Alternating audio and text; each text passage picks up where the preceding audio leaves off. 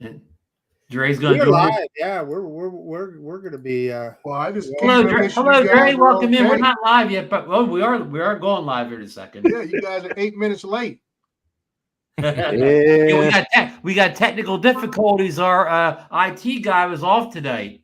Okay, I'll just chime in and see what's going on. I don't want to steal Eddie's thunder. The party here. He big celebrity guy nowadays. Are we live now, What's Marcus? going on, Dre? We are live. Hey, are you sure had your hats on last week?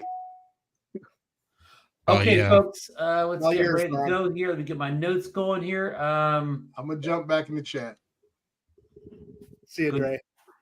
Good seeing you. Not on the show. Okay, 3, 2, 1, and welcome into DroneNation for November 6, 2023. A night with Mr. Eddie Nunez, the second go around here. So I hope people found that link to get over here. We don't know what happened tonight.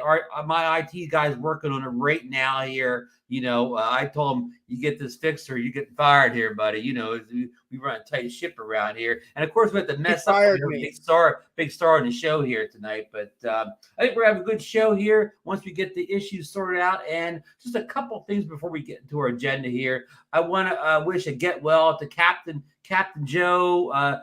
What is it? USA Drone Flyer Captain Joe America. Joe had a couple heart things going on, but I think he's all good now. We've been talking to his Dr. Johnny Drone Flyer, and Joe's good to go. And I was chatting with Ray Kelly a little bit today. Ray's was on the sofa with his back, so please send out thoughts and prayers for Captain Ray Kelly to get that back, straightened out. And I want to send congrats out to Mike Wright and Chris Hope for their Texas Ranger victory in the World Series last week. The first World Series win ever for the the Texas fans. So they've waited a long time. I think the Rangers moved there like in 1972. So yeah, we're not down in Arizona anyways. It's just supporting a couple guys in our community. So with that business being taken care of, let's go around the horn here and catch up with everybody. And I'm going to go to the rock of this show here, DeMarco Morford, see what he's been up to.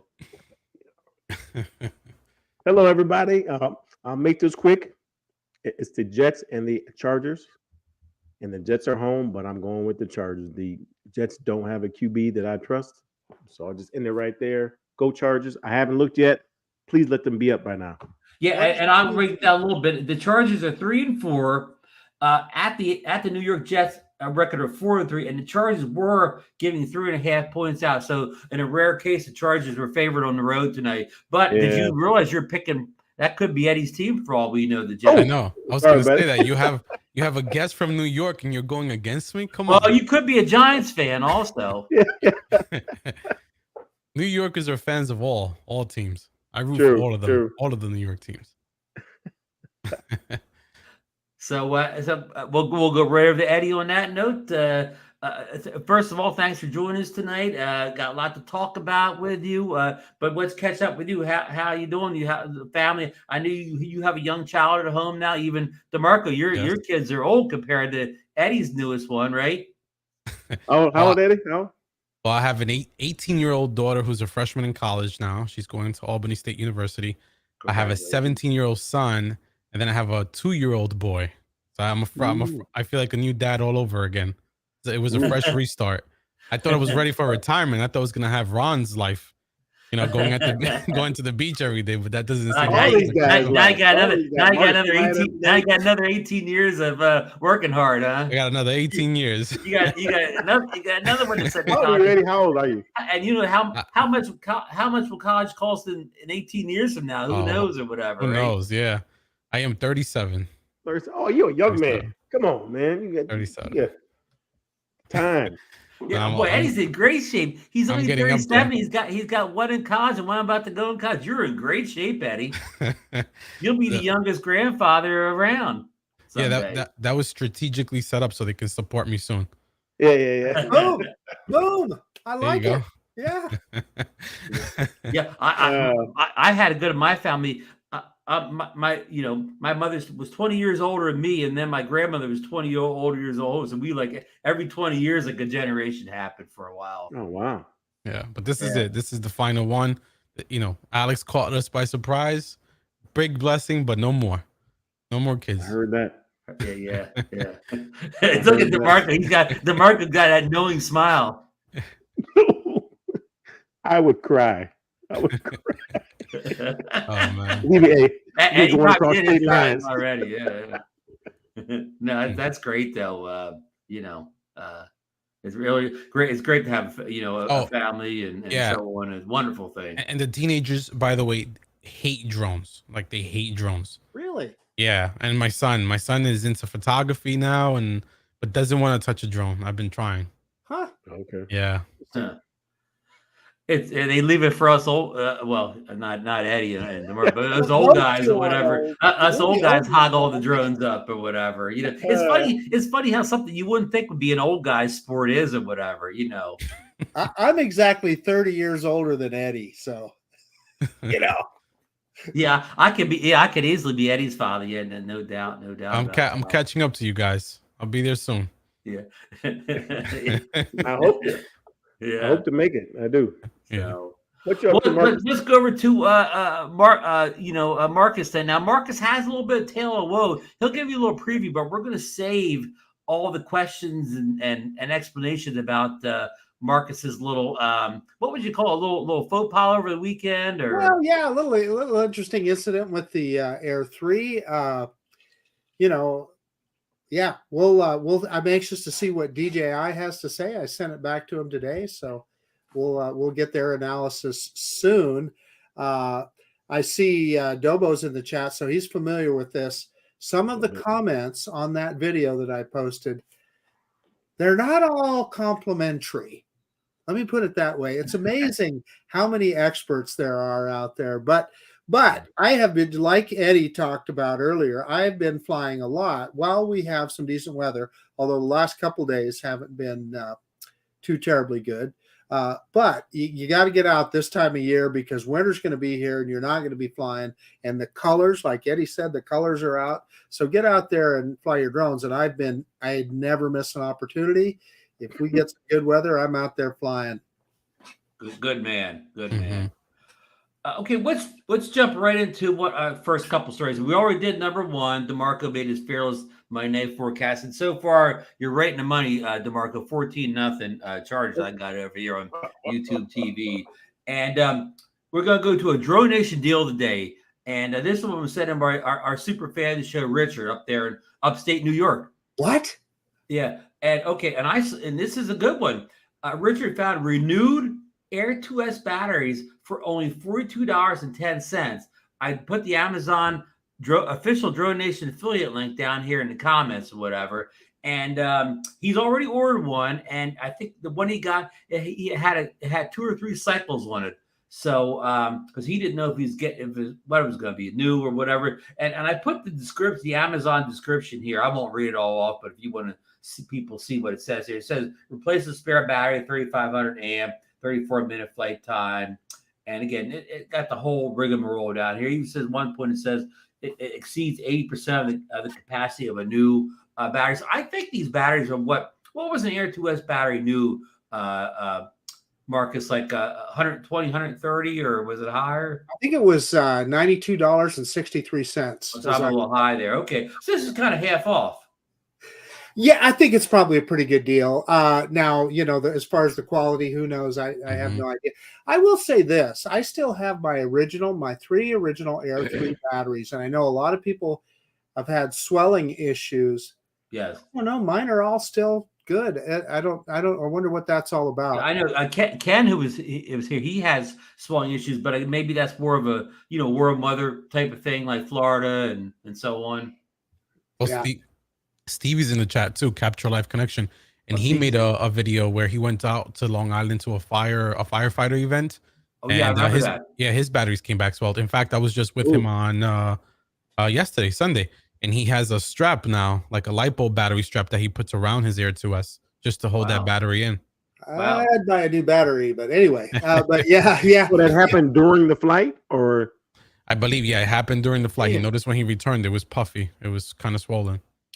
Yeah, and that's been an issue almost since day one. So yeah, and anyhow, these batteries have a 90-day warranty on them. You can refund in 90 days if you have any problems like the so-called swelling. So yeah, I'm not pushing, but if you keep your Air 2S and you want some more batteries, these may be worth a try since you do have the 90-day grace period. And Amazon's, of course, easy returns. So yeah. Hey, can I talk about a deal of the day that Lon? Oh yeah, but DeMarco deal of the day. Well, Lon. Marcus deal of the day. Lon talked me into ordering this. Look at the Wright speed up there, 130 megabits per second, 128 gigabyte card. I think I paid $14 and something on it. What's a fast card? The Pro Ultimate, yeah. So now, will that work in the Mavic? I mean, the Air 3, which was finicky with cards. I'll be damned if I know, Ron. I haven't got an Air 3 anymore.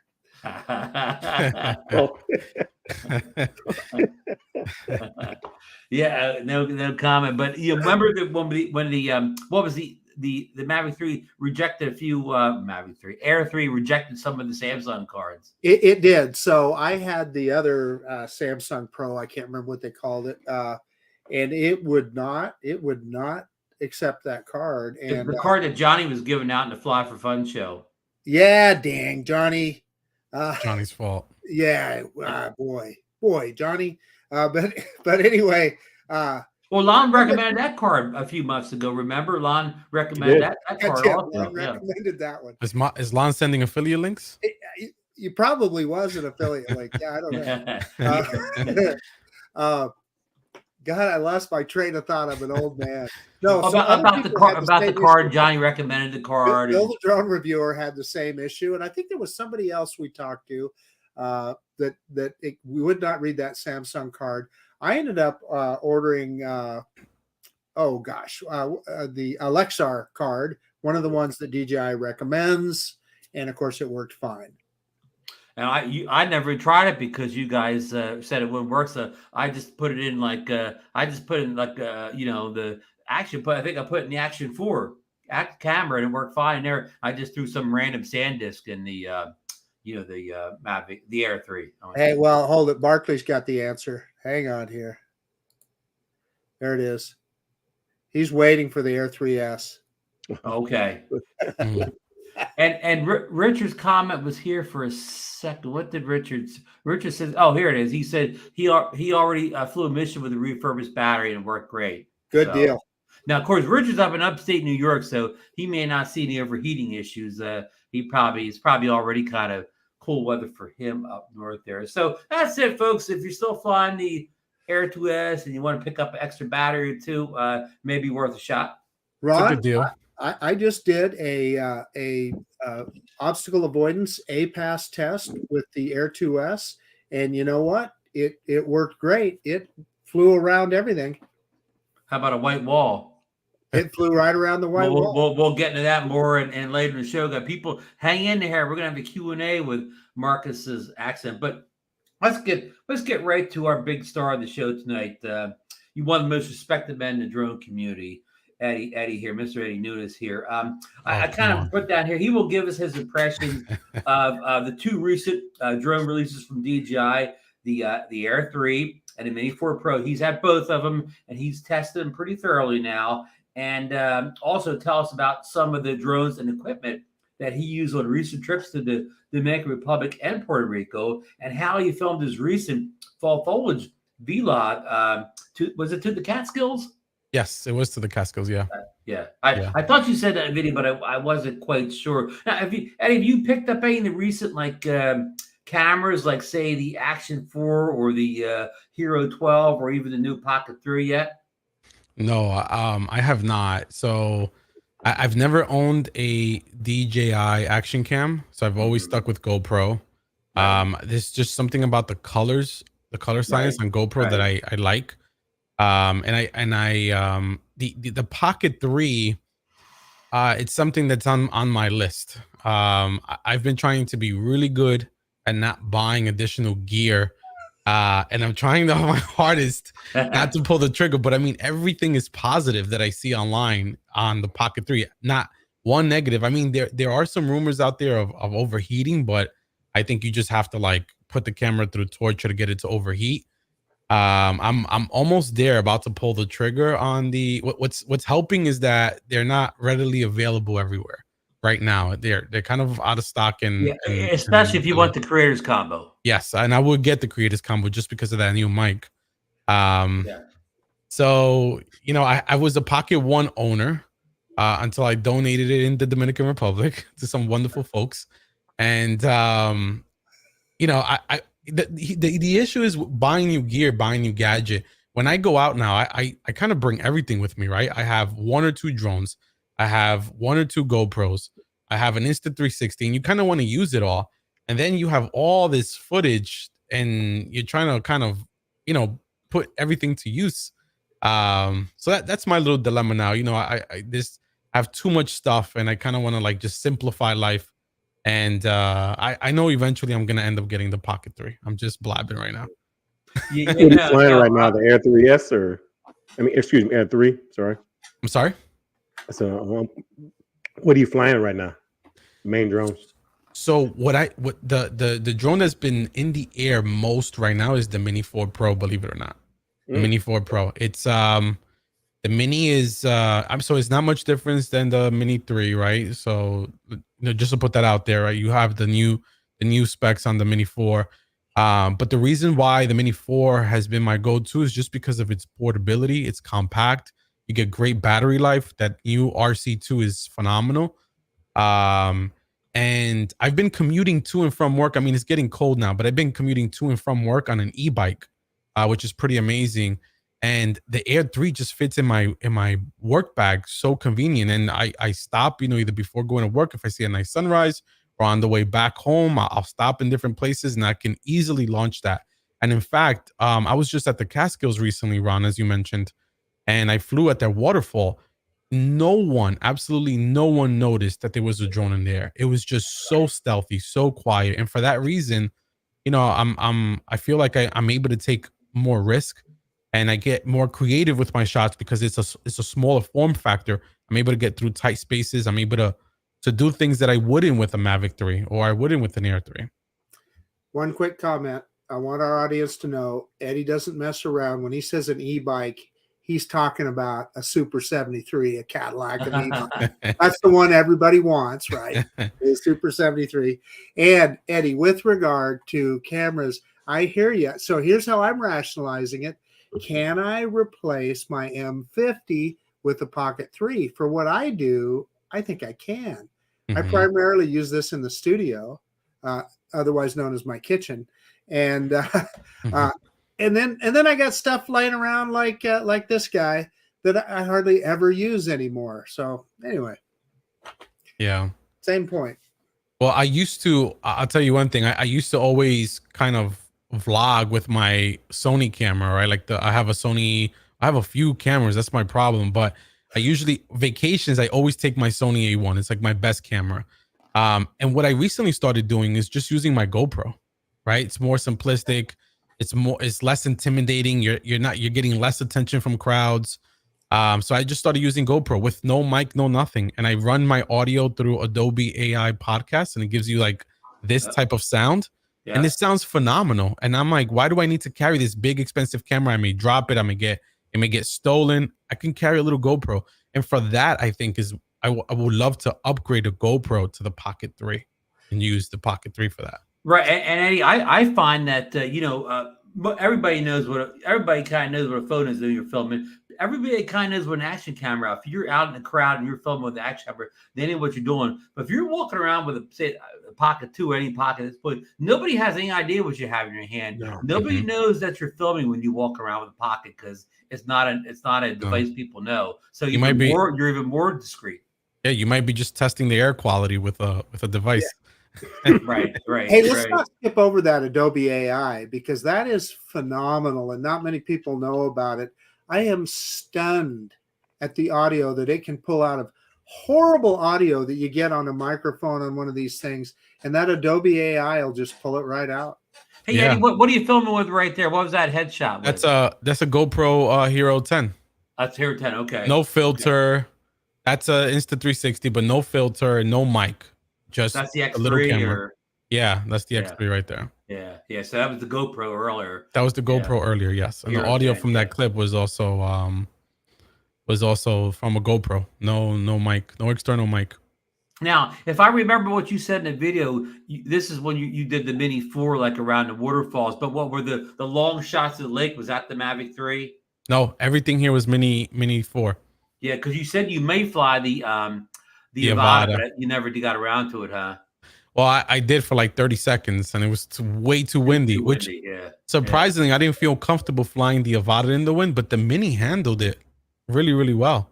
It was the Avata is my worst drone because you get it up any height at all, and the wind grabs those the bumpers or whatever. Yeah, I felt like it was gonna die in the air. I did have a little hiccup with the Mini though there with the wind, which I know it's known, but when I was flying back against wind towards me, it gave me that warning that's drawing too much power.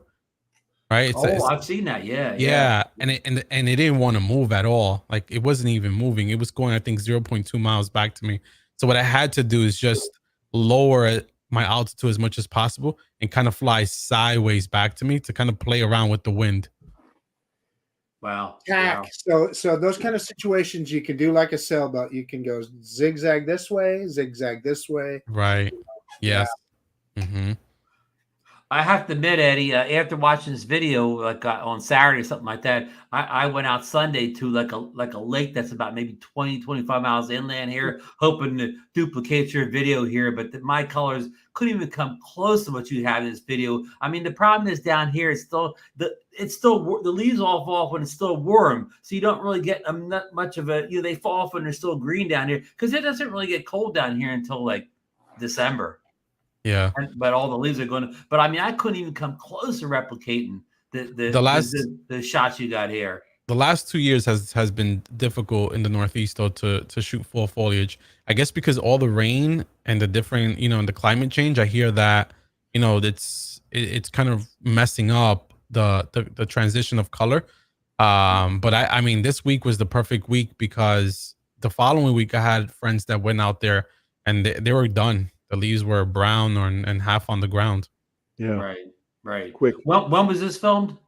A week before? Or? This was 3 weeks ago. 3 weeks ago already. 3 weeks ago, yeah. Wow. Yeah. Yeah. Well, I mean, we're close to. I mean, a lot of the good leaves have even fallen here in South Jersey. I mean, we don't have too much longer. Yeah. But this is gorgeous footage. Is it the GoPro again with the waterfall?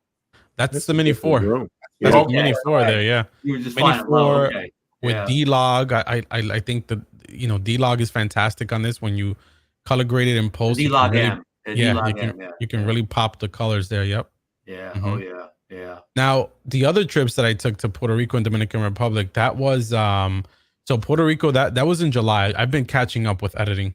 So that was Mavic 3 Pro, and that was like my maiden flights out there. And then Dominican Republic, I only took the Air 3 with me because I wanted to, again, simplify and bring, less and have, smaller things, smaller gadgets. What I can tell you, though, is when I'm flying the Mini 4, the one thing I miss is that 3x lens. Like, I wish a Mini can have that 50 millimeter lens because sometimes you have this shot lined up or you get this perspective and you wish you had that 50 mil because you know what that compression can do. And that's the one thing that I miss when flying the Mini 4. That definitely is a sacrifice. Yeah. Mm-hmm. Yeah. I totally agree. But otherwise, this, what your overall impressions? Well, we'll start with the Mini 4. So, but were you a Mini 3 Pro user? Did you upgrade or is this your? Yeah, so I had a Mini 3 Pro. Remember, I was an early adopter of the Mini 3 Pro from Best Buy. Right. Yeah. So I have to shout out DroneWorks because the Mini 4 Pro and the Air 3 was given to me by DroneWorks for my channel. So that's a tremendous support. They've been helping me out. If I had to buy it, owning the Mini 3 Pro, would I buy the Mini 4? That's a twofold answer. I think if you have the excess cash and you really love this hobby and passion, I would, just because of the new omnidirectional sensors, OcuSync 4, and maybe this is your entryway into the new remote, right? Yeah. The new RC2. That for that perspective. But if I know the economy is all messed up right now. If it and everything's going up in price, if you don't have the excess cash to burn, you're not retired like these wonderful guys here living life. Maybe don't buy the Mini 4 Pro, but stick with the Mini 3 because the upgrades is not that significant. Okay. One of the best things you touched on it, Eddie, about the Mini 4 Pro is the RC2. It is a big improvement over the original DJI RC. The touchscreen works so much better. Mhm. The signal strength is so much better. It is. Yeah, I got a second what Marcus is saying here. One thing I noticed, especially when you get to the Mini 4 Pro and the new RC2, you don't get the lag. You had quite a bit of lag with the RC1 and the Mini 3 Pro, where that's kind of going away, with the new controller and the new drone. So that's a big help, definitely. And like you said, and of course the OcuSync 4, I guess, kind of plays in that too also. Plus, the other thing is, like, I like to hotspot it to my phone so that no matter where I'm flying, I've got good maps and stuff. Yeah. You can do that with the RC2. The RC, you can do it with the RC. However, as soon as you take off, it disconnects you, and you have to go in and reconnect. So yeah, I never liked the fact that because I guess the Air 3 the Air 3 Pro did not have a strong enough processor. It did not allow you to use the Wi-Fi when you had it in the air. So yeah, it didn't have the fan. The RC2 has a fan in it on hot days, and number of improvements. That's all. Yeah. Here's my biggest wish though for the Air 3 and Mini 4, which I think might be possible, but it all depends. The vision assist from the Mavic 3. If they can allow us to use the sensors on those drones and see, I think will be absolutely phenomenal. Do you think that's just a software limitation, or do you think it could be limited by the hardware on those crafts? I think it might be a combination of both. I think for the Mini it might be a stretch, but I think for the Air 3, they definitely can do that. Who knows? It might be a feature of the Air 3S. You might not get the 1-inch sensor, but you'll get vision assist. Yeah. Yeah. Hey, DJI shot all their 1-inch sensors on the Pocket 3, so forget it, folks. The Air 3S won't have the 1-inch sensor. And speaking of the Pocket 3, just a real quick promotion. Eddie mentioned DroneWorks, and Eddie, we talked probably if you want a Pocket 3, you may be able to even get that through Zach at DroneWorks also, right? Yes, I think he has them available. I don't know if he has them readily available to ship, but I know they're on his website. In fact, Ken was able to get one, same day from DroneWorks. Good. And I also want to pump Alex Escardo. He got I'm wearing his special shirt tonight. Special shirt. He handed his shirt to me directly at a secret location, a secret Ray Kelly secret spot in Florida. But he just put his Pocket 3 unboxing and first look and actually got some footage just posted, I think 4:45 this afternoon. So go over to Alex's channel if you want to see a non-sponsored, Pocket 3 unboxing first look. Well, let's talk a little bit, just so you're on the subject, let's talk a little bit about Alex for a second. He is prolific. The photos that he puts up on Facebook are all just amazing. I wonder how he finds all these locations that he shoots at. Or is it that Alex is so talented that he makes every location just look amazing? Yeah, well, he does live close to that harbor in Miami where he gets a lot of great shots. Eddie, do you know Alex? Yes, we're friends on Facebook, and I recently saw him on the live stream. You see him at the meetups and so on. He's very talented. He did the video presentation at South Florida Drone Meetup last year, the editing presentation. So very, very talented guy down there, and good guy for the community. But before we move up, and final thoughts on the Mini 4 Pro. I mean, I kind of agree with you. I have a pack I take with me, kind of a minimalist pack, like kind of what you were going. And the drone that goes in that backpack is the Mini 4 Pro. Of course, the controller. I put what else goes in? Like my one action camera goes in there. Usually Action 4 is going in there. My real camera is going there. But a minimalist, my real camera sometimes just with a compact prime on it or whatever. I think my DJI might think anyhow. Some ND throws at the limited pack. I mean, but if I'm out, I can always get good footage pack. Sure, I could do better if I had the Mavic 3 with me or the Air 3, but this pack gets the job done. Yeah, I agree. I think it's Mini 4 Pro is a strong buy. I mean, I think about Mini 4 Pro combined with Pocket 3, you can do some phenomenal videos. Exactly. You can make a whole movie. That's right. Yeah. And everything fits in that little bag. If you get the Fly More, I think I'm in love with that little bag. It's like my man purse. It goes with me everywhere. When I go do errands with the wife, or like just yesterday after I did a sunrise with Stevie and a couple of other guys, but came back because the wife wanted me to take her to the mall and stuff. I charged up the Mini 4 in the car on the way back home, and I had the Mini 4 with me to the mall just in case. I want to stay at the parking lot, maybe do some Billy Kyle style hyperlapse of traffic. If there's an amazing sunset, I don't want to miss it. So I have the Mini 4, and I think that's just the perfect drone. And like you two said, I like the fact that you can charge that drone up, just plug in a USB-C in the back of it. It does not have to go in a real battery charging dock or whatever. So you can charge up in the car with these fast car chargers they have now. So okay, I'm going to pile on for just 1 second. So I'm often asked, what's your favorite drone? And it used to be easy. When the Air 2S first came out, I said, you know what? The Air 2S is the best drone I've ever owned. When the original Mavic 3 came out, it was easy. Yeah, that Mavic 3, that's the best drone I've ever owned. Now, it's this whole latest tier of DJI drones. The Mavic 3 Pro, the Air 3, the Mini 4 Pro. They're all three amazing. But they have they occupy a little bit different niche. So it depends on what you're doing, which one you would use for that. But they are all three just amazing. What's your favorite though, Marcus? Well, that's my point. That's what I'm saying. I don't think I have a favorite anymore. It's hard. That top tier is they're all three. It's hard. It's hard. Yeah, I'm sure if you had to pick one. Yeah, DeMarco, sure. If you're gonna roll up to a location in your car, you're gonna say you go at a park or anything, you're gonna roll up and you have all this stuff in the back of your SUV. You can take everything with you, whatever, no big deal. But if you're like Eddie, if you're hiking in the Catskills or whatever, you can't have everything in your back or whatever. Yeah.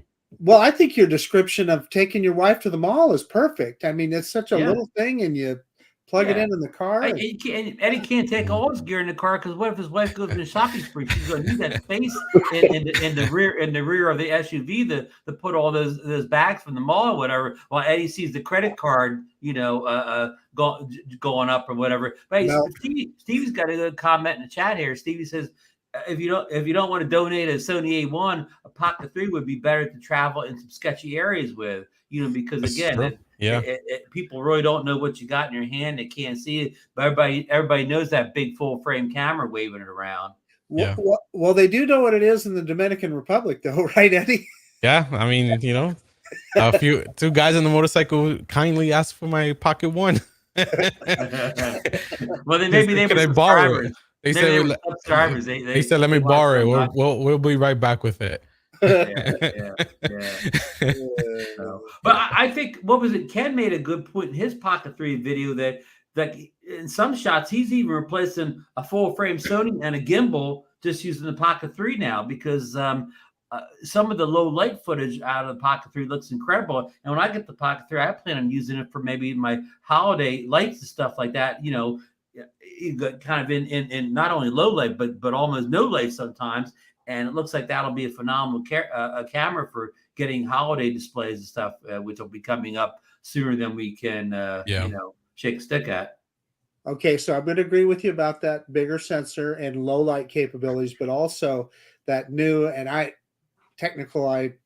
don't remember what they call it, but the new focusing system that it instantly focuses. So if you bring it in on something close, it instantly focuses. I love my Canon M50, and it's got a really good autofocus system, but often I'll be doing a close-up on a product or something, and then you look at the footage, and no, you don't see it on the display, but yeah, it's a little bit out of soft focus. So. Yeah, I mean, it even looks like you can achieve some bokeh with the Pocket 3, which of course with the action cameras, the whole screen is entirely in focus 100% of the time, so there's no such thing with an action camera. Yeah. Yep. But that's the whole point of action camera. You don't want your guy on the motorcycle being blurry or whatever. You want everything super sharp. So every camera, has a purpose. Like I told Lon, imagine if DJI could take that Pocket 3 camera and make it fly. Maybe put it on a drone like an Air 3. That was a joke. Yeah. Okay, let's jump over to the. Sorry, guys. Let's jump over to the Air 3. We've been talking about the Air 3. Eddie, I know you got the Air 3 this summer, and at one point you kind of said, a lot of people said what you were saying. A lot of people agreed that in many instances that drone kind of replaced the Mavic 3 for a lot of scenarios. Yes, again, smaller form factor, it's more convenient. In my case, I have the Mavic 3 Pro Cine, right? So I always kind of, outweigh pros and cons. Like, what flight am I doing? Should I, not necessarily risk the Mavic 3 Pro, but depending on what I'm doing, right? Is it worth the risk? Because you never know when you're flying up in the air. Is the Air 3 better? And I think, what's important to mention also is the form factor, I think, also contributes to different noise levels, different levels of intrusiveness, right? So the Catskills, perfect example. In the car, I had all 3 drones with me. I had the Mavic 3, I had the Air 3, and the Mini 4. But I chose the Mini 4 because I think sometimes in the environments that we fly, we need to have etiquettes and we need to respect, other people around us that may not be into drones. So in that case, if you had to assess your situation, assess your environment, which is the best drone for everyone's pleasure, right? So that you don't get antagonized by a Karen, so that you can have a successful flight. So I think it all depends. It just all depends, again, the case that you're going to use your phone for. But yeah, I mean, the Air 3 has been getting more airtime than my Mavic 3 Pro. However, when I know that I want, the best quality, when I want to have that 7x lens, when I want to use my RC Pro, which I don't, after using the RC2, believe it or not, I don't find myself going back to RC Pro that often. That's the Mavic 3 is being used, but for most times is the Air 3. Good. Yeah. To me, the Air 3 is a drone that, if I know I'm going to be going out shooting, like I said, the Mini 4 take long, maybe you're going to shoot, maybe not. But if I know I'm going to shoot, the Air 3 goes out a lot because I do not have the Mavic 3 Pro. I have the plug Mavic 3, so I don't have the 3X. I only have the 7X. So Eddie, I find I like using the 3X more than I do the 7X. I think you missed the purchase there, Ron. What happened there? Well, I was waiting for that Air. I was waiting for that Air 3S. Yeah. Hey, Eddie, there's a backstory too. You wouldn't believe the crap both him and DeMarco gave me for buying that drone. No, that's a lie. Oh yeah, no. They loaded up on me. That's the wisest decision I made of the year was passing on the Mavic 3 Pro and getting my 3X on the Air 3. That was Ron Brown's only good decision of the year. Here it comes. It's not my money. It is a worthy upgrade though from the Mavic 3 to the Mavic 3 Pro. However, I will have to say if I was in the market today, unless I'm getting a great deal in the used market, I wouldn't buy a new Air 3. I'm sorry, Mavic 3, just because, again, OcuSync 4, like, I think it's, how long have they recycled that airframe already? I think it's been 2 years also as well, right? So I think three drones. Yeah, if it's not a tremendous crazy deal, then I wouldn't invest all that money on a Mavic 3 Pro. Although it's really, really good. At 3x is really, really good. But that 3x you can get it on the Air 3. Right. Do you find the 3X on the Air 3 to be as good as the 3X on the Mavic 3 Pro? Yes. I think it's identical. I don't see any difference with both. Yeah. Same camera. Yeah. And I think that 3X, I know everybody has said it, but it's the sweet spot.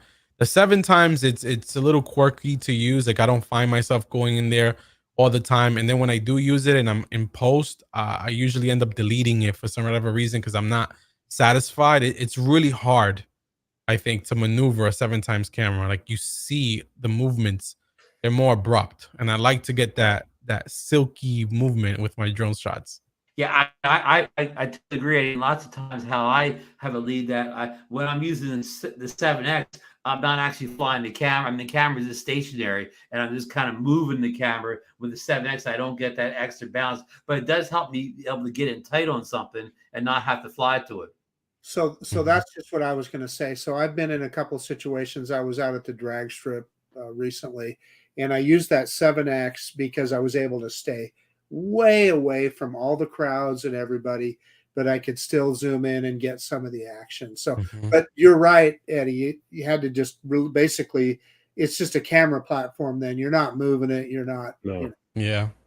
And you know what I haven't related to for your regular cams. You ever have like super long, like a 400-meter lens, and even if you put in a tripod or whatever, man, you have to like almost remotely trigger it because you're going to see some kind of movement if you actually touch the shutter button. Yeah, yeah, you see it. Although, you know what I did try this weekend was waypoints. So instead of try doing waypoints with like 3 times. I don't know if you can do it with 7 times. But instead of you maneuvering the gimbal and flying the drone at the same time, set up a waypoint, let the drone do it autonomously, and the shot was so smooth. I was so surprised by the performance. It did better than what I would do on the sticks.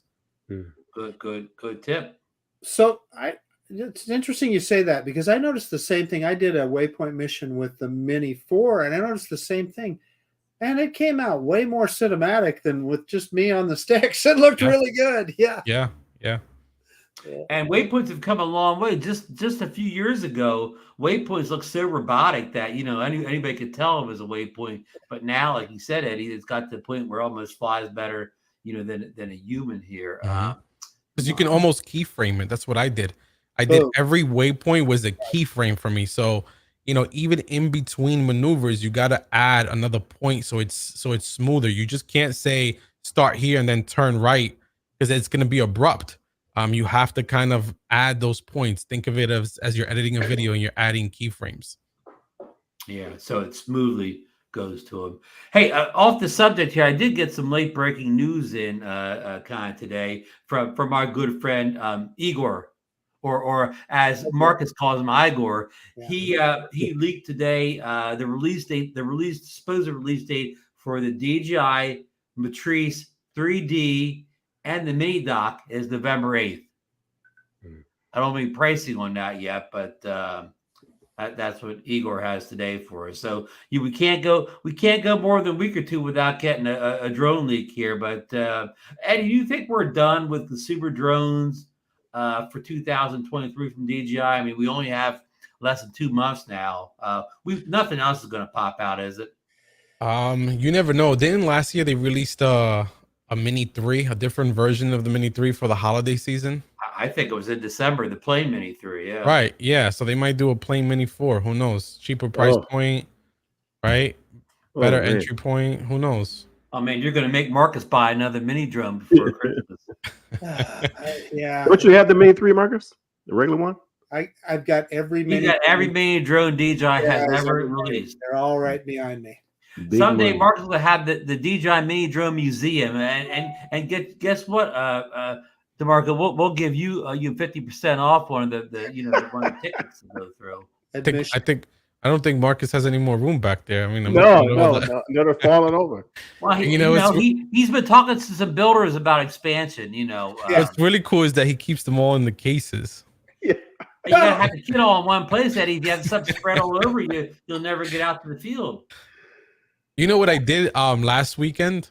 I used to save every box for everything I bought, every lens, every camera, every drone, everything. And I had boxes for the Mavic 2 Pro. I sold it, but I kept the box. I had boxes for the Mavic 2 Zoom. And then I went in there and you'd be surprised how many propellers I had, how many cables.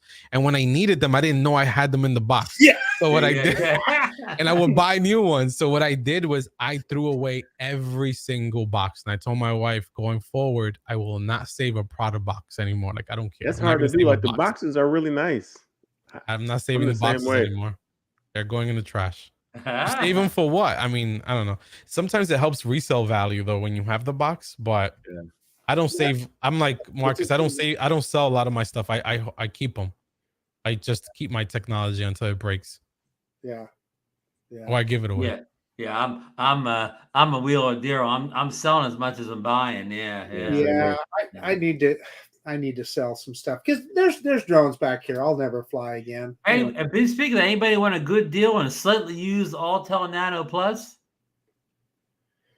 No. I see the room went quiet. I already got one, Ron. Yeah. Oh, hey, we got Billy Kyle in here. Welcome you in, Eddie. Yeah, he's Billy been here for a Kyle. while. That's been a while ago that he jumped in. Okay. Yeah. Yes. Well, Well, Eddie's you mentioned more. You mentioned him with your hyperlapse, where he did Billy Kyle style hyperlapse. I always give Billy credit for those hyperlapse, long exposure hyperlapse. Man, such a game changer. Yeah, especially if you can do it during the day. I mean, that's when it's it sets you apart, because normally in the day everyone does standard hyperlapses, but you add a filter and get those long exposure, and so good. ND 1000. Yeah, you just gotta have good conditions though, because if you have wind, Oh yeah, it's gonna be a rough ride. Yeah. Yeah, sure is. Well, listen. Let's see. What else out here? Breaking news from Marcus. The end of the show. Well, no, I don't want to end the show, but is it time to move on to Marcus and the Air 3? Oh yes.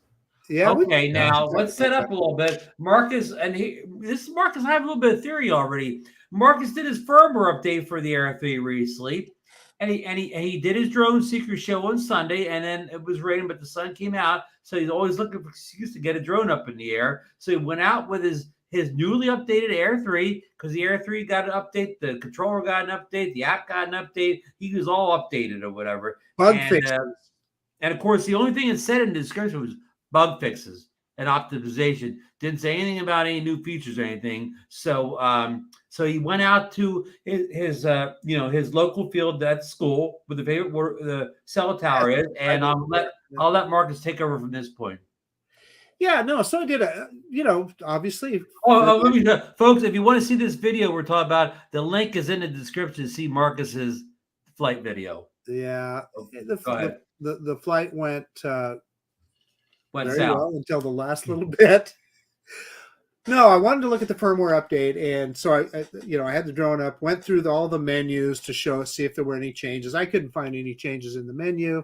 One of my favorite things to do, and that DJI drones are good at, is OA and APAS, the obstacle avoidance and automated pilot assistance system. Automated pilot assistance system. That's what APAS stands for. Anyway, what does that mean? That means the drone will move around objects that it sees in front of it. And I found it to be infallible until now. I mean, it is amazing. It's just pretty. And let me add in that Marcus has done more testing the obstacle avoidance in these recent drones than almost any other channel. So that's the other thing that, when you get, obviously you post a video like that, the critics come out of the woodwork. Now, 95% or even more than that, 98% of the remarks are very positive and sympathetic, etc. But there are that 2% that they know way more about that drone than you do and what's going to happen. And they'll tell you exactly what's wrong. So I got a few of those kind of critical remarks or comments on that video.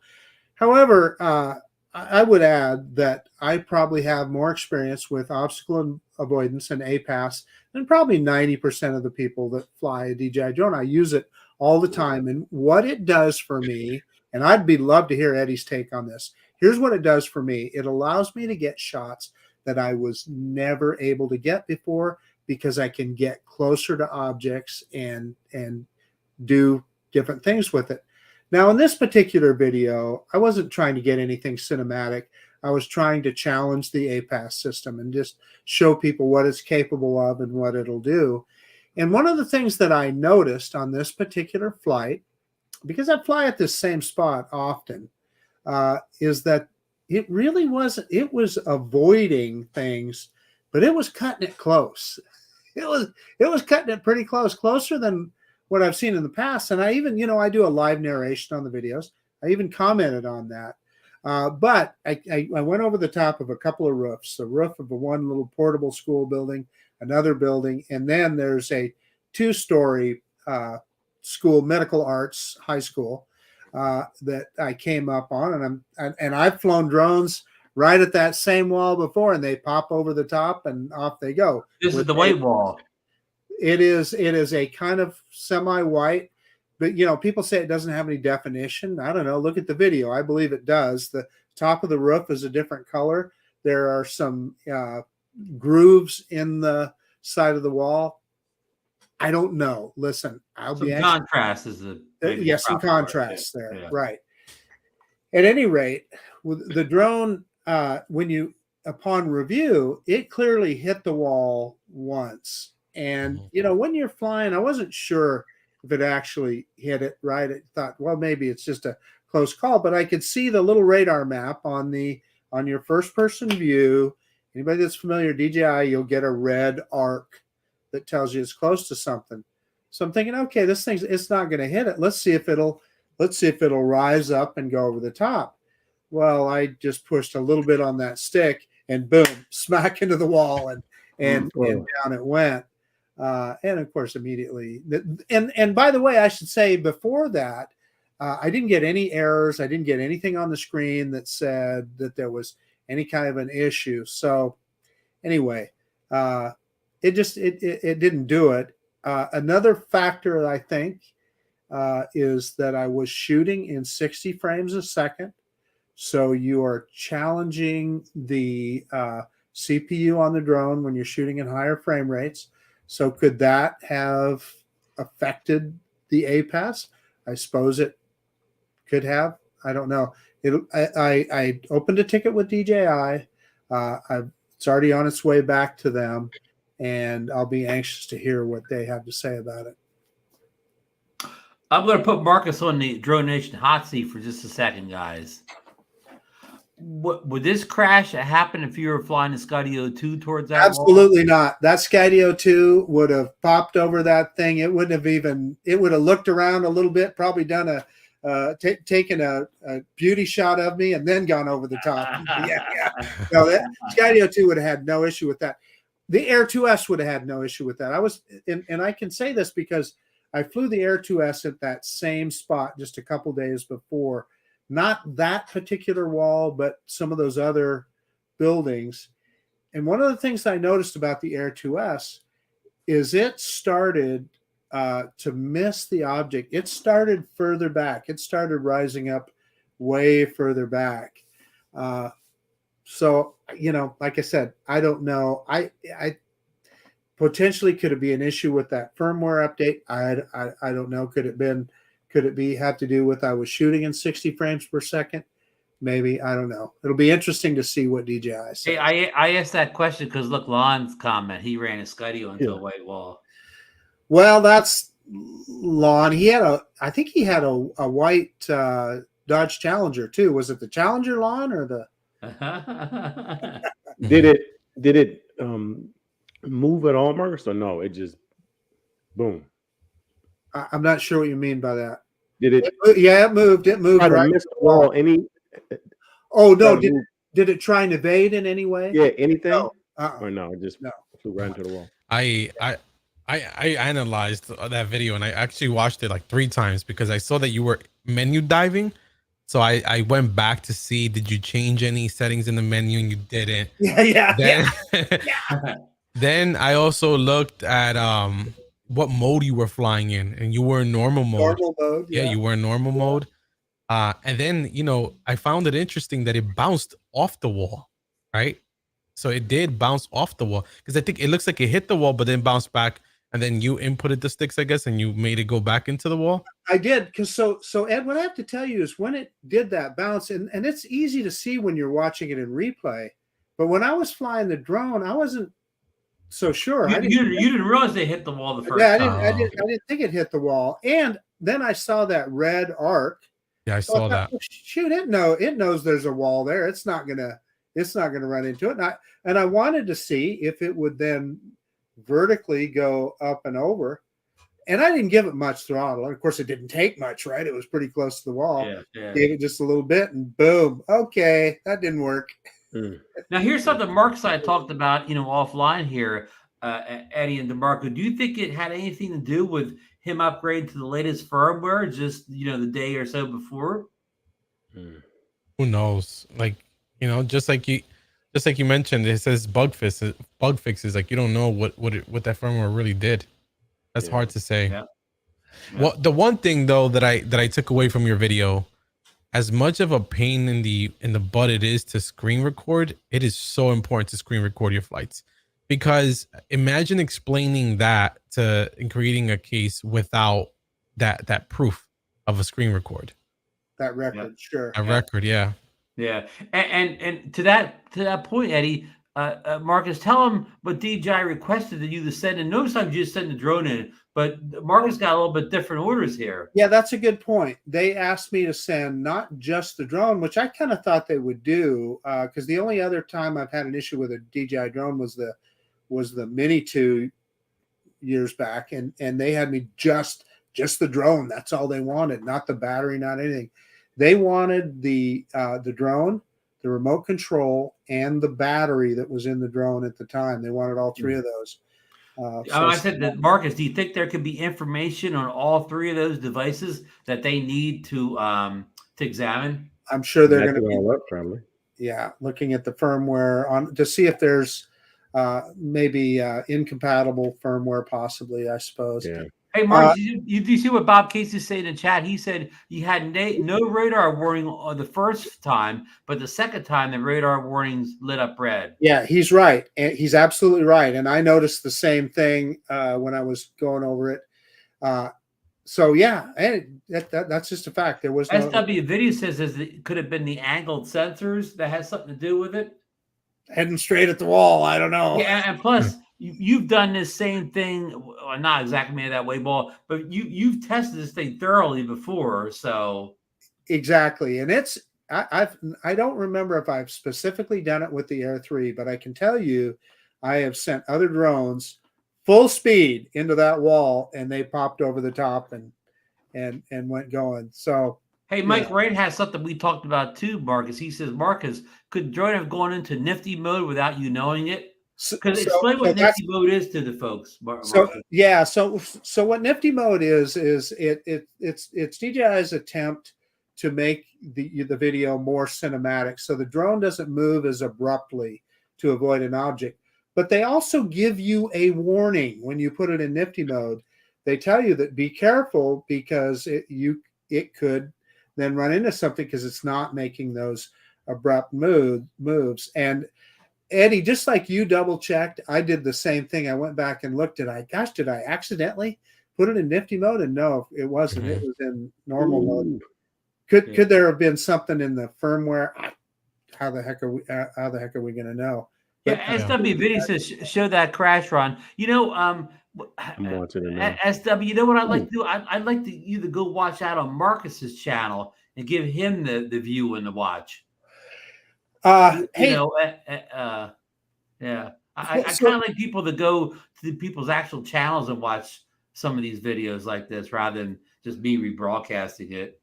I understand, Ron. Lon is saying that he's constantly saying obstacle avoidance isn't perfect, and of course it's not. So what I always have preached is that what you really have to watch out there, particularly in the winter time, trees without leaves on them, a little stray branch, and that's what'll get you, or wires, power lines, telephone lines, cable wires, whatever. You got to be on the lookout for those. With a full wall? Yeah, I just watched it right now. A giant sized wall of a building, not just a house, but I mean an industrial type building. Okay, so let me expand on that a little bit, and I'd like to hear Eddie's thought too. Now, I could totally understand it if it was like mirrored glass on the side of a building or something. Yeah, you could see, or even just if it was just a solid mass of something, I suppose you could see. But yeah, I don't, Yeah, it's hard to say. I think we're gonna need to hear your perspective from DJI. Like, what is their analysis and what do they come back with? Because it's hard to say. Like, if I would to put myself in the shoes of those sensors, thinking about the Mavic 3, right, and the view that you get, it's a black and white, right? What you're seeing. So could that wall be invisible? Yes and no. But like to your point, there were contrasty points on that wall. And I don't think that the sensors are so directional, right? They're omnidirectional. You should have been able to see those contrasting points. Well, plus that roof line that's a whole different color. Yeah. Anyway, Marcus, Bill Grace has a point here. He said your drone hit the wall when you took a second bite at the drone moving forward, which may have caused the drone not to have a reference point to do the calibration to process the bypass. Don't know. Yeah. All I know is that it had a big red arc on there that normally when you see that big red arc, you can push that stick as far forward as you want and the drone's not going to move. You're right. Yeah. You're right about that. Yeah. I've done that 100 times. So I know. And Bob Casey points out the drone was doing great. Before he hit the wall. Yeah. So that was the other thing, Bob. I noticed though, and I even commented on it in the video, it was not moving as quickly over the top of things as what I've seen in the past. So anyway, whether that new update or whatever. And Mark White's saying the sun hitting that wall could have maybe the sun was on making a blank like a blank white sheet. The sun was on the other side of that wall. Okay. So it was that wall was shaded at the time. It wasn't dark. It was shaded. This would have been about that incident happened. Because the reason I remember is when I took off, I looked at my watch and it was exactly 3 p.m. So it was probably 20 minutes after 3 about when I hit that wall. And Bob said it avoided the flagpole. And it avoided that flagpole quite well. Yeah, it did. Yeah. So with the warranty, Marcus, is the warranty? How many days is the warranty? I totally forgot it. I think it's a year. Isn't it? I might be wrong. A year. Yeah, it's a year. Yeah, I think it's a year. Right. So that's what I have a care refresh, of course, and I'll use it if I have to. But I'm hoping that they'll cover it under warranty. So we'll see. Yeah. Now, Marcus, would you do this test again? Not only would I do it again, I am going to do it again, Eddie. So what I'm going to do is I'm going to take a number of drones out there. I'm going to take the Skydio 2. I'm going to take the Mini 4 Pro. I'm going to take maybe even the Mavic 3 Pro. Certainly, like I said, the Skydio for sure. And the Air 2S maybe, and just try and recreate that and see what happens. Now, I'm not dumb. I'm not just going to go full throttle at the wall.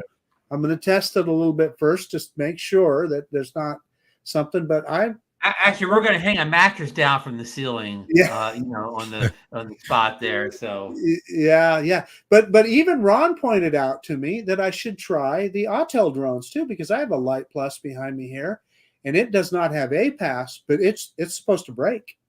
Right. And believe me, those Autel drones are very sensitive.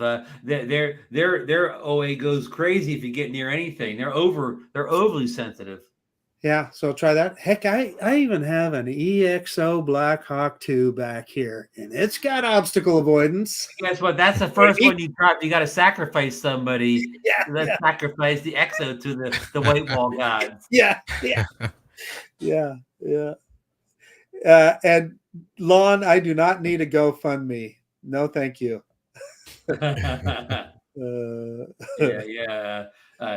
Send that money to the poor kids. Yeah, so Lon says that's how he crashed his Skydio too. Hey, I'm glad Lon mentioned that again. Eddie, do you have a Skydio? No. So here's what happened when that Skydio first came out. It was amazing, and it's what a 4-year-old drone now or whatever. And Billy's crash is famous when it went down into Cranberry Bog, etc. I wouldn't call that a crash. That was just a landing even. Well, they have improved that drone over time as well. And it is way more cinematic in its movements than it ever was. And it's better than ever. I mean, I think it'd be, I'd be willing to bet, Lon, you could probably fly against that same wall. And I bet. Well, hey, Mike Wright saying when you do the new test, do them at the same time of day. Yeah, so that's what I was thinking, the same thing. And so that's going to be, obviously, if I have several drones, it's going to be difficult to get them exactly. But that's exactly right. When that wall is shaded and so forth. Yeah. Can you have the school draw a bullseye on the wall? Yes. Boy, this is the kind of crap I put up with, Eddie. I tell you.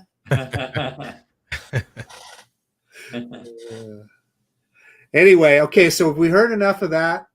John said that Altel will break 10 feet away from the wall. John, the Altel may break if the sun comes out. Yeah. So anybody has an Altel drone, they don't. If the sun's too bright, looking at the camera, they'll start beeping. They'll start beeping. Lon is making a point that I think is right. You could do it the same thing 100 times. The 101st time it might crash, and that's valid. I agree. Yeah. Yeah. True. No two drone flights are exactly alike, even if you fly the same drone, same time. We need to put Bob Casey's here. Look at this. Yes. Thank you, Bob. Yeah. Hey, talk about your secrets to your editing or whatever.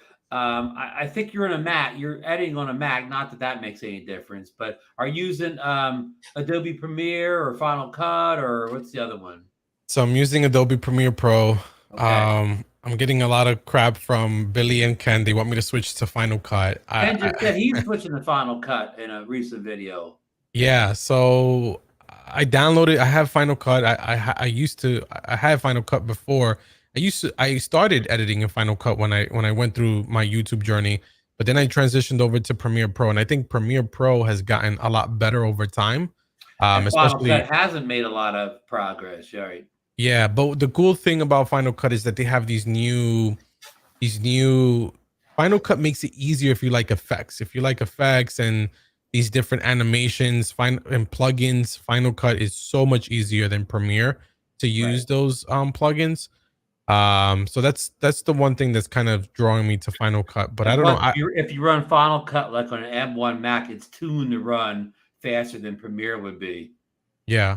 I have a Mac Studio, and Premiere Pro doesn't give me any issues as of this year with their recent updates. Yeah. Last year was a different story. It was always crashing. But believe me, Final Cut will run like a C8 Corvette or whatever on a high-end Mac. Yeah.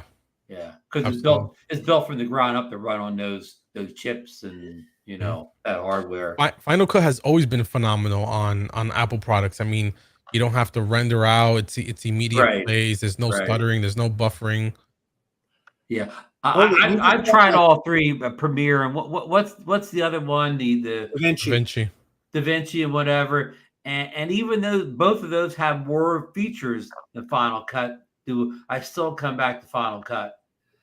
So Eddie, you said something that piqued my interest. You said so when you're editing on FCP, there's no rendering process at the end? No, at the end there is a final render process, yeah.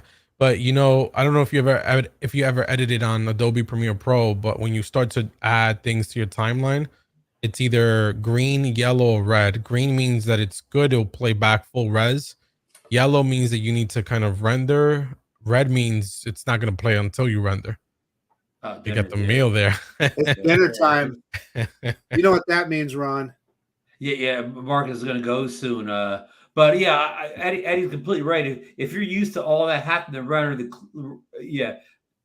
render the clips as you go along to watch them or whatever, you're going to love the Mac where there's none of that. Well, I want to watch the clip in the middle of my production here. It's already like you apply the effect. I mean, by the time you run the clip, it's already did the rendering in the background. You can watch it in full res. I forgot about that, Eddie. That is a real yes. That is a real help during the editing process. Makes sense. Yeah, and even at the end, even if you make like a 10-minute 4K 60 frames per second video, whatever, that thing will render out Eddie, in just a couple, like 5 minutes, and not even 5 minutes. It's like 3-4 minutes, and it's done or whatever. Yeah, it's very fast because it's kind of pre-rendering as you filling up that timeline. Yeah, and I think that's in the settings. You can have that on or not. I don't know why you wouldn't have it on, but and Lon's a big Premiere Pro person. Yeah, and again, Premiere is great. Yeah, Marcus is ready.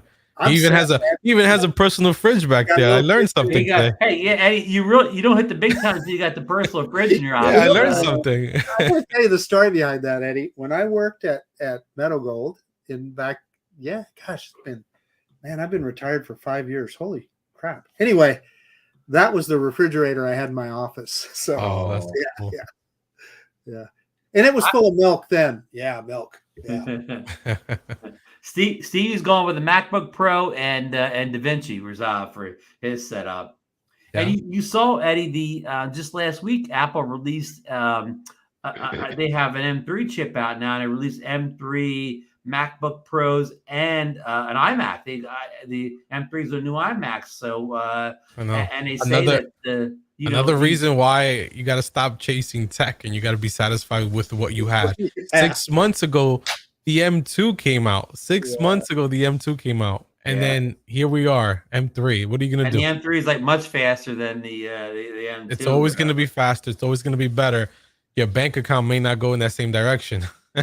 Of course, they lowered the price of the 14-inch MacBook Pro like by $500. So they did cut prices a little bit in the line there, And the iMacs, if you don't max it out, if you go with the base iMac, see you, Marcus. Yeah, I just wanted Eddie. Thank you so much for coming on the show. I appreciate my it. Pleasure. Sorry for leaving early, but no, my pleasure to be here. Enjoy your dinner, and and hopefully you hear some good news from DJI before the next show.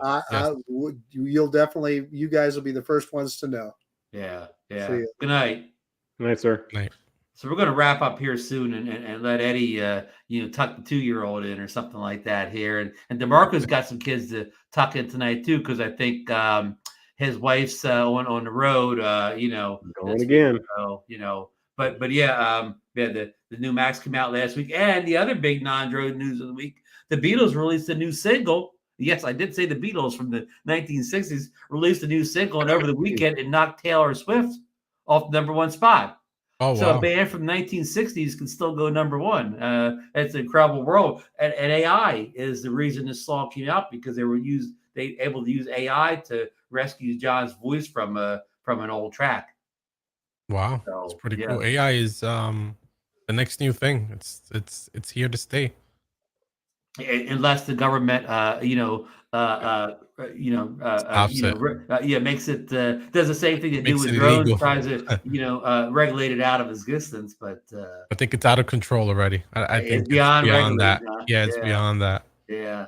So, Eddie or DeMarco, any kind of drone plans for holidays? Eddie, is there some lights or light displays or any kind of a holiday displays up in your area that you have some maybe plans on maybe going over and getting some low light shots with these incredible, 1.7-inch apertures on these new drones? And well, I might go to Rockefeller Center and do an illegal flight over the tree.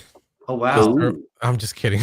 I'm kidding. Real quick, I don't want to go into a big subject here, but all those New York drone regulations we talked about this summer, did they all come through? Did the worst thing happen and they all got passed? So yeah, it's in effect, it all got passed. There was a hearing, people went to the hearing, there was comments, none of that mattered. They instantly passed it the next day anyway.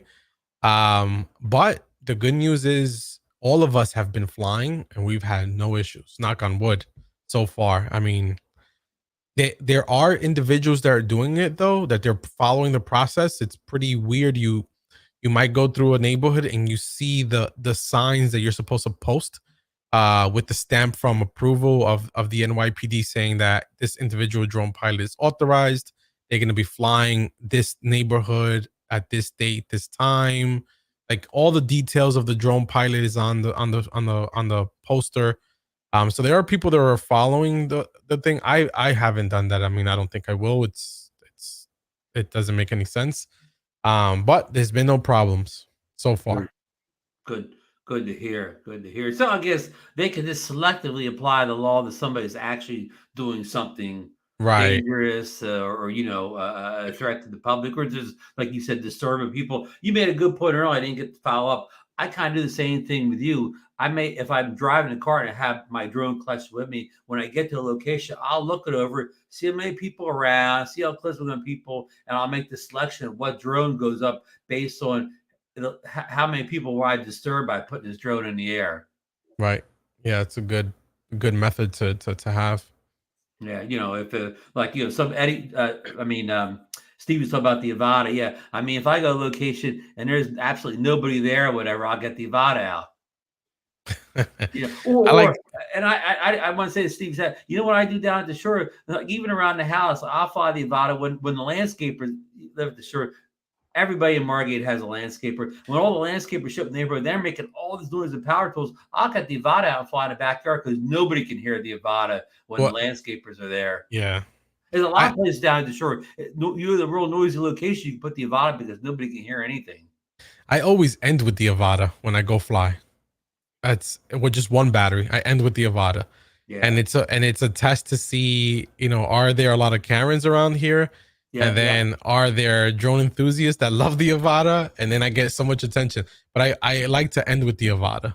Yeah, a good point. Because if nobody was bothered by the other drones, you could probably get the Avada. And I do this, and I think you probably do the same thing. Like I'll go to an area. Who made a video about this recently and put up as a good video? I'll go to an area and I'll fly a camera drone for some high shots, and I'll kind of scope the area out, and I'll come back with the Avada once I know the area and get the lower shots or whatever. And I know the camera drones can go low, but I'm not as comfortable flying them as low as I am the Avada. So I'll finish the Avada after I've Billy said that in the video when he went to that place in Canada. That building was going down. He scoped the area out with a Mavic 3 first, knew where everything was, and then went back with the Avada. Yes. Mm-hmm. Yeah. So, DeMarco, any holiday drone flying plans? You got any things in your area that you want to capture? Yeah, my subdivision, like a lot of homes put up lights though. So I told my neighbor that I'll get some shots and make a video up and post it to the neighborhood Facebook page, the subdivision Facebook page. But that's it pretty much. The downtown area is not that far from the airport though, so it's a no. Oh, you gotta be careful. Yeah. I do the same thing here. I live right next to the park in my town, and they have a guy, I think, he works for the town, retired electrician. He decorates the park. He just goes over the top, and as soon as he's done, he wants me to send a drone up and get the shot from way above of all the lights or whatever. And I even walk through with a handheld. So this year, hopefully I can walk through with a pocket and get some good low lights when he puts up his kind of, winter wonderland in the park. So do they decorate Lucy the elephant for the holidays or no? Not really, and I mean, maybe they do a little something, but no, not like what you think they would do. No, unfortunately, they don't. And of course, I'm sure Ken Herron's after the day after Christmas drone meetup be happening again this year. In lots of years, we make it over to Lucy the elephant. Well, I mean, I live in this town. We usually start in Ocean City, which is just like the next island south of me or whatever. Just a hop, skip. I always plan to go to that event, but then I look at the weather and it's so brutally cold. And you guys last year it was freezing. I didn't get to go last year. Some years it's freezing. One year it was in the 50s, so you just never know. And you have kids and whatever. It's a tough day for anybody that's old guys who don't have kids or kids are they're older than you. It doesn't really matter. People have young children. It's a tough to get away that day. So but I think, Ken's single. I'm not sure he has any children, so it's kind of easier for people like us old guys. I don't have any kids either. I'm married, but I don't have any kids. And for me, start working on it, Ron. What are you waiting for? Yeah, right. And for me, even since it's only a few minutes away from me. It's not like I'm even near my wife. So I'm only gone for a couple hours. I'm back home for dinner. So. But it's always a fun meetup. A lot of the same guys come every year. I mean, Stevie's been there, Herman, and from those guys, Herman and help me out, Herman and Lawrence. Lawrence, those guys. From those guys, they've been there before. A lot of great guys have been there. Tony from the Tech Drone. Let's see if I didn't see him in the chat tonight. So a lot of good guys come. Billy shows up sometimes, right? Billy Kyle has gone there. I've been there a couple times. Barkley was there last year, so you never know who's going to pop up. It's not a big meetup, but you'll have to come down sometime in the summer and see Lucy and we'll take you over to Ocean City.